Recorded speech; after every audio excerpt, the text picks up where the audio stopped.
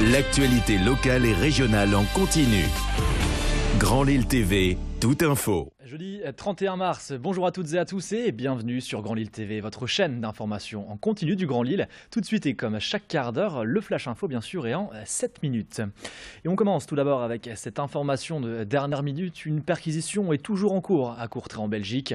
Une opération antiterroriste qui fait suite, selon nos informations, à l'arrestation de Reda Cricket à Argenteuil. Le terroriste présumé prévoyait donc un attentat en France selon le procureur François Molins. Et à la une de cette édition, on parle évidemment de la grève nationale contre le projet de loi sur le travail El Khomri.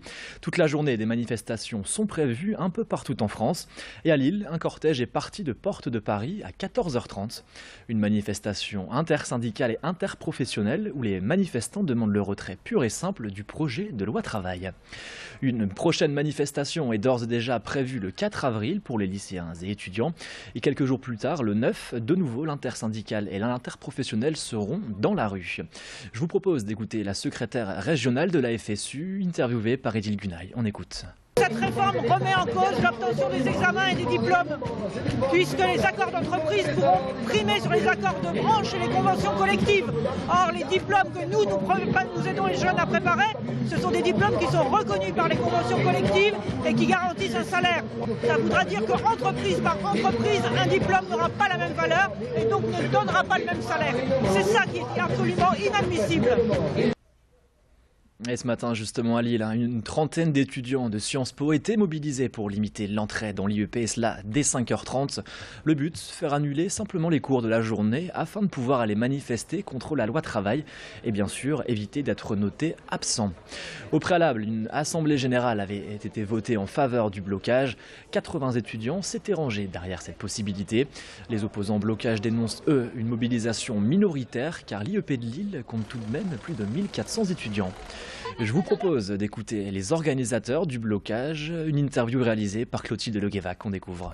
C'est un blocage en fait, le but c'est que personne ne puisse entrer parce que si une seule personne peut entrer, on va expliquer que les autres personnes qui ne sont pas venues en cours, c'est de leur faute. Donc nous, ce qu'on veut, c'est empêcher ça à tout prix et faire en sorte de permettre à tous les étudiants et toutes les étudiantes de ne pas venir en cours pour aller manifester sans qu'ils aient peur de ne pas avoir leur année parce qu'à Sciences Po, à partir de 3 absences par semestre, on est privé de partiel et en fait, on ne peut pas avoir son année en ayant été privé de partiel, c'est pas possible. À moins d'avoir eu 20 au premier semestre, mais je pense que ça n'existe pas.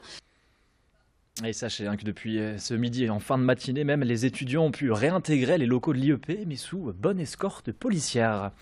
En bref, également, on apprend à l'instant la décision des juges de la Cour d'appel de Paris de ne pas remettre en liberté Patrick Henry.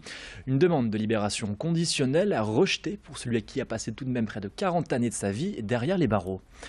Et puis, après les attentats de Paris et de Bruxelles plus récemment, de nombreux citoyens cherchent à s'engager pour la défense du pays. François Hollande a lui-même annoncé qu'il souhaitait que le nombre de réservistes en France passe de 28 000 à 40 000.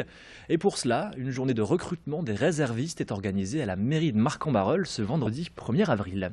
Une journée pour découvrir des activités autour de partenariats réserve entreprise défense.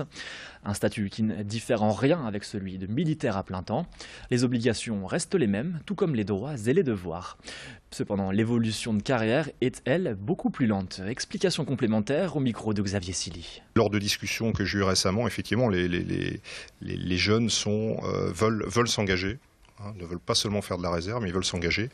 Et en discutant avec les centres de recrutement de Lille, vous pourrez les interroger. Ils vous diront qu'il y a un fort engouement à l'heure actuelle.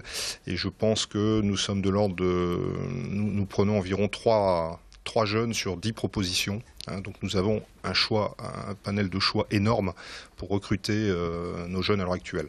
Il n'y a pas si longtemps que ça, on était sur un recrutement de 1 sur 2, 1 sur 3. Donc vous voyez, on a une marge de choix assez énorme à l'heure actuelle. Et l'autre actualité de ce journal, un nouveau logo pour la région. Dessine-moi une région, c'est l'opération lancée ce mercredi à l'Amigraphe de Lille-Sud, un centre de formation des métiers du graphisme et de la communication visuelle. Le but, trouver un nouveau logo pour la région.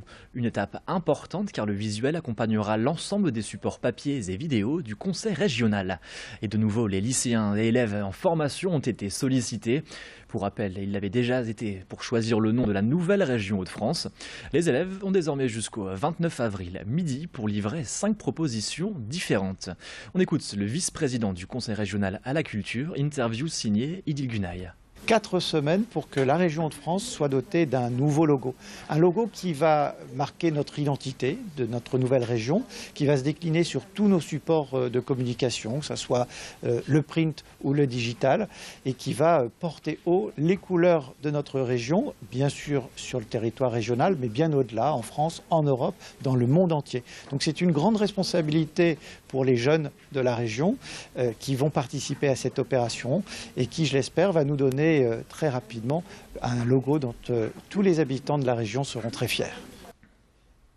Et puis en bref, pour terminer, on enchaîne, on évoque la réouverture de la base des Prés du M à Armentières.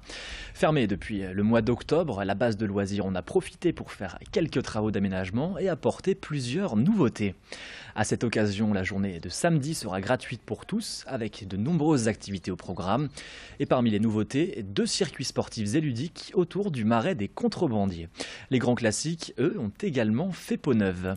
Avec le chemin Va-Nu-Pied, 1 kilomètre de marche sur une soixantaine de textures différentes pour tester ses sens. Fin de cette édition, merci à toutes et à tous de nous avoir suivis. Tout de suite, la météo.